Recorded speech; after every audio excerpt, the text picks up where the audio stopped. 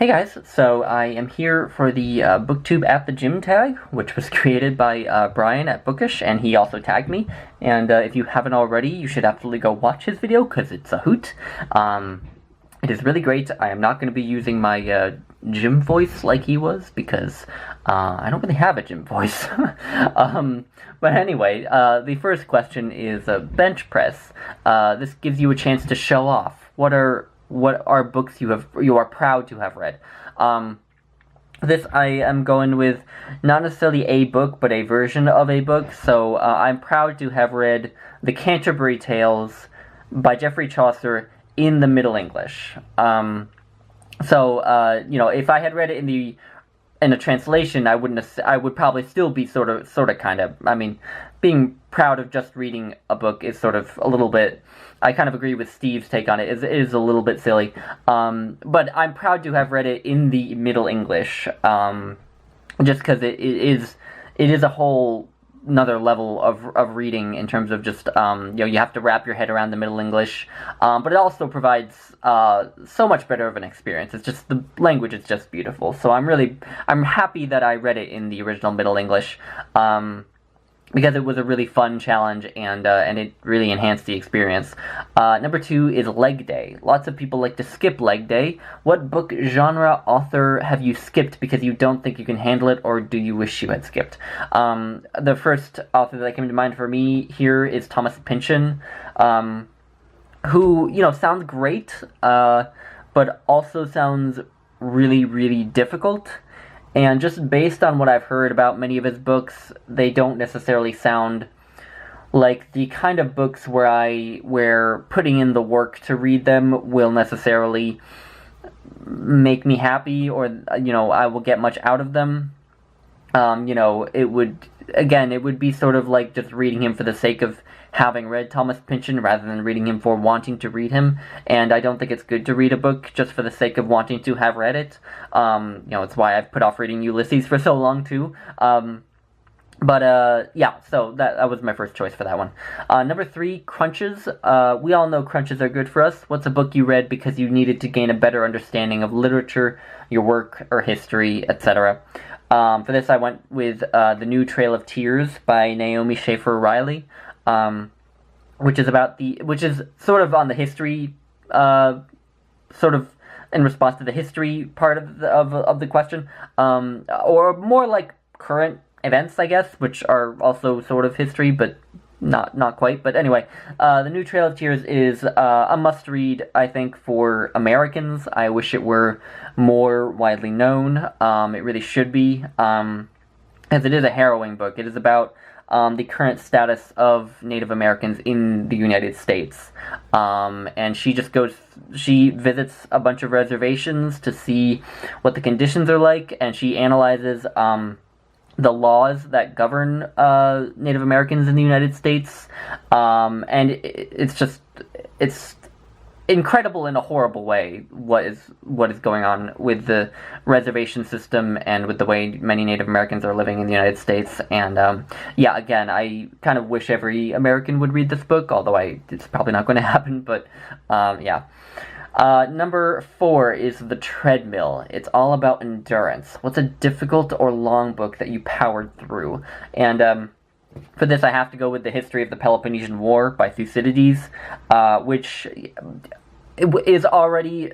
I knew was already going to be hard for me, because I have a hard time reading military history, because I have a hard time processing sort of spatial movements through writing. I really need detailed maps, and the edition I read did have maps, but not necessarily maps that always made it easy for me to figure out what was happening. So I already knew that it was going to be difficult in that regard, but also the writing is really dense and difficult. Thucydides is kind of notorious for writing in a really sort of elusive, roundabout, weird, difficult prose style with really long sentences, and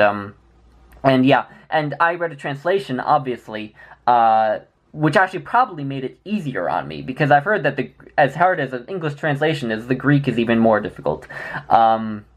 Just, again, long sentences. I often felt like I had to decipher every page as I read. It was often difficult for me to keep track of who or what Thucydides was talking about, and it would take like 45 minutes for me to read 10 pages.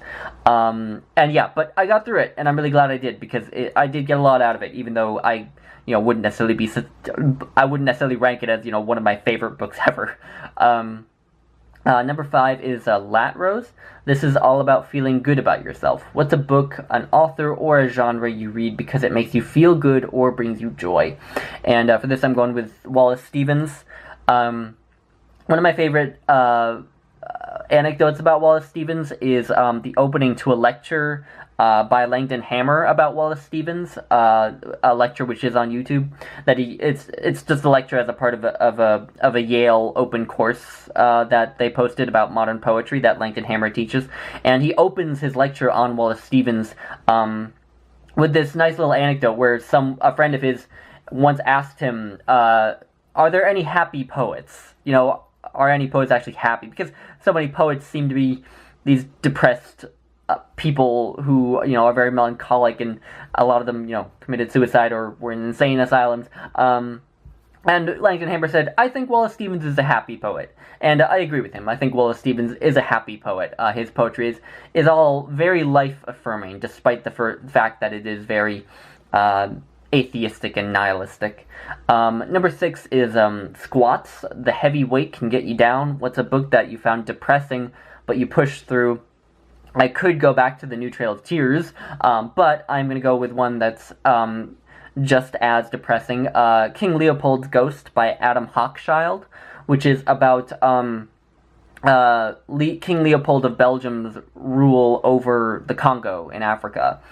King Leopold of Belgium was a constitutional monarch in his own country, so it's not like he had reigns to do whatever he wanted in his own country, but he owned the Congo as a piece of his own personal property. The Belgian government really had no oversight over what he could do there, and the things that were done in Belgium were just horrible. Leopold, I don't think he even ever actually visited the Congo, but he just wanted to extract ivory from it as much as he could to make as much money as he could, and he did get very wealthy off of it. And just the atrocities committed are just horrific. It's actually a book I need to reread because I have forgotten a lot of the details of what happened, but yeah, it is a harrowing book. And on a subject that I feel like not that many people know about or talk about. So again, another book that I wish more people would read, and a subject I wish more people knew about. But number 7, Bicep Curls. It's easy to overdo these. Name 2 authors you've read too much by. First off is Samuel Beckett. I've read too much. I have a problem, guys. I need help. I'm just having existential crises every day, and I think it's because I read so much Samuel Beckett. But number 2 is Aaron Hunter. Aaron Hunter wrote a series of books called the Warriors series, and it's about wildcats. And Aaron Hunter wrote the series in mini-series of 6 books. So there was the first one, which inaugurated it. There was a second and a third and a fourth, and I think they're on to a 5th, and I think there are prequel series as well. And really the first 2 series are very good, and then they just precipitously go downhill. But when I was in middle school and high school, I think I read into the 5th series. I don't know if I finished the 5th series, but I know I read into it, and it should have been obvious to me. I was smart enough to realize how terrible they were, but I kept plowing through them. Yeah, they got pretty bad. Number 8 is Tricep Dips. The triceps are too often ignored. Name 3 authors you need to read more by. And there are a lot of authors that I could name here. But obviously I'm going to go with 3, like the prompt says. And the criterion that I use to narrow it down, because I have a lot of authors that I want to read more of, but the way that I narrowed it down was I decided to go with authors where I don't own very much of their work, because a lot of the authors that I listed initially as ideas for this prompt are authors who I own a lot of their works, but just haven't gotten around to reading them yet. So I decided to go with authors who I don't own really much at all by. And what little I have, I may have read, but I want to read more than that. And the first is Marilyn Robinson, who's a weird entry on this list because I actually have read 6 books by her, and I own all 6 of those books. But she has 3 or 4 other books that I have just neglected. They're her nonfiction books. Most of them, I think, are collections of essays, and then one is a book on one particular subject, on a nuclear reactor in Britain that she wrote. But yeah, I've just neglected to read them, and I absolutely want to, because I love her fiction, but I find her nonfiction is also really beautiful and thought-provoking. Number 2 is Anne Carson.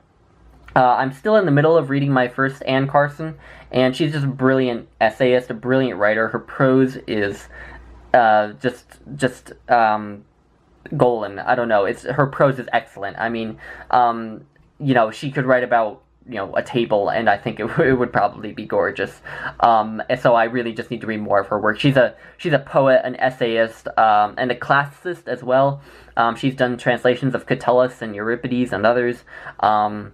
And she writes on a variety of subjects. So I just need to get my hands on more of her work and read it. And lastly is Alexander Solzhenitsyn, who I do own a couple of books by, but not nearly as many books as he wrote and that have been translated. So I do need to read him, because I think I will really love him. Crystal of Biblioatlas talks about him every other day, it seems, and what she says always makes me wish I were reading him, and so I should try to get to him by the end of the year at least, since I do have a couple books by him, but not as many as I should. Okay, so that is the At the Gym book tag. Thank you for tagging me, Brian, and I will tag a couple of people in the description, and yeah, so thank you all for watching, and talk to you later. Bye, guys.